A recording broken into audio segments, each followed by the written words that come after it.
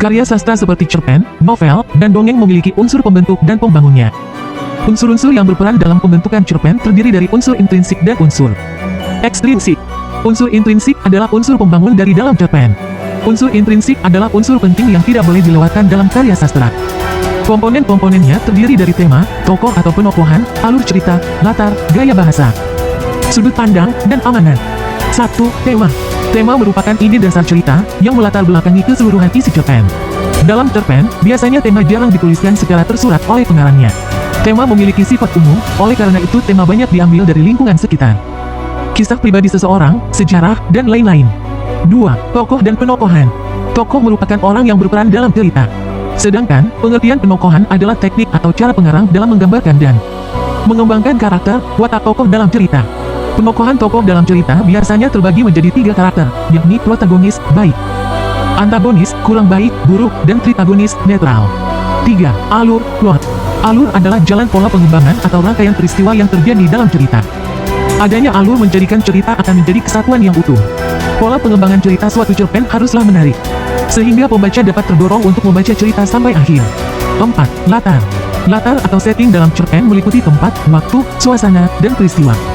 Latar digunakan untuk memperkuat keyakinan pembaca terhadap jalannya suatu cerita. Latar dalam suatu cerita bisa bersifat faktual maupun imajinatif. 5. Gaya bahasa.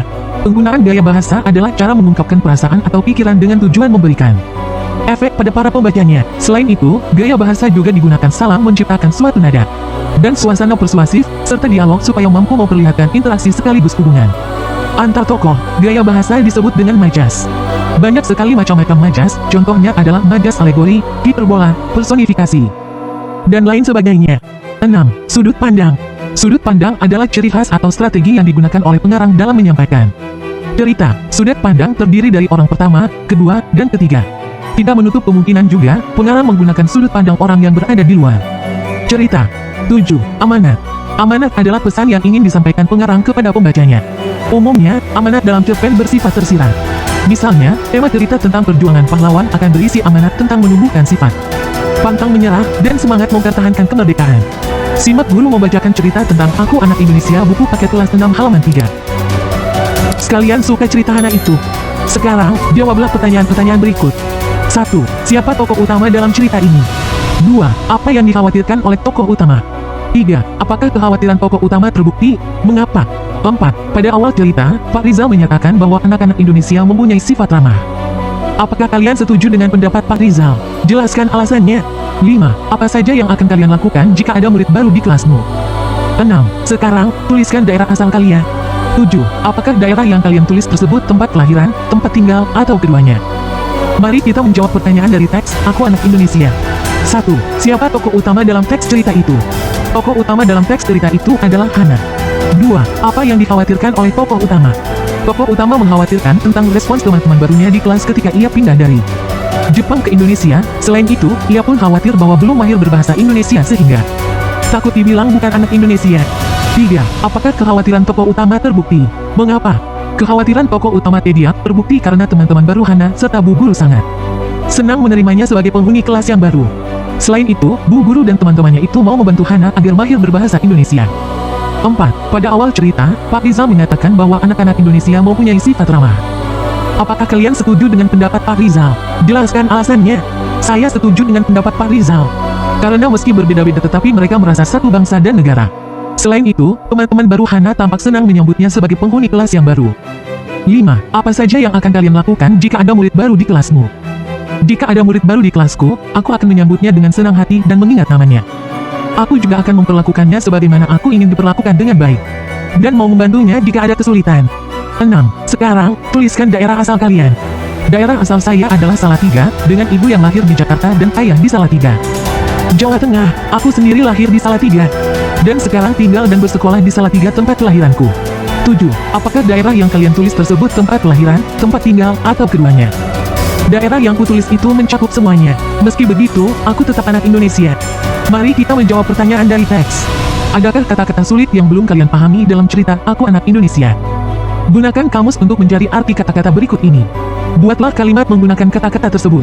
Lalu tulislah dalam tabel ini di buku tulis kalian. Mari kita cek hasil pekerjaan kalian. 1. Menjura arti menurut kamus, membungkuk dengan menangkupkan kedua tangan dengan maksud menghormat. Kalimat baruku, setelah tampil, penari itu menjura kepada para juri. 2. Doktor, arti menurut kamus, gelar kesarjanaan tertinggi yang diberikan oleh perguruan tinggi.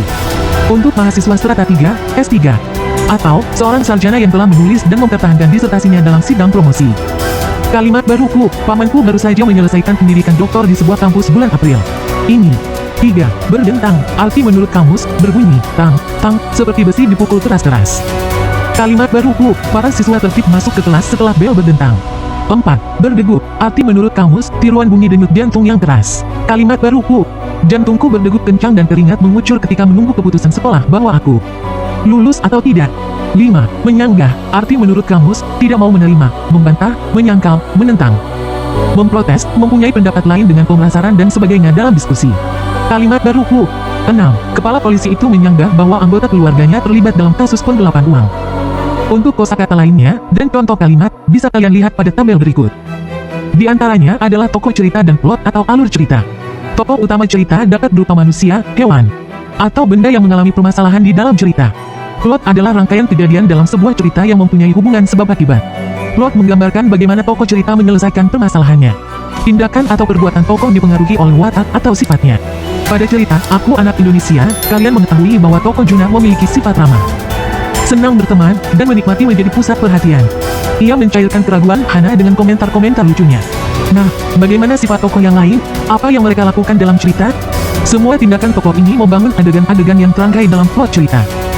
Hubungan antara sifat tokoh dan apa yang dilakukannya dalam cerita membantu menyimpulkan runtutan alur cerita. Sekarang, bacalah kembali cerita Aku Anak Indonesia di halaman sebelumnya. Tuliskan 1 tokoh utama dan 3 tokoh pendamping dari cerita tersebut.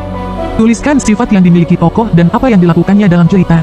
Mari kita identifikasi tokoh dan sifatnya pada cerita Aku Anak Indonesia. Nama tokoh Hana.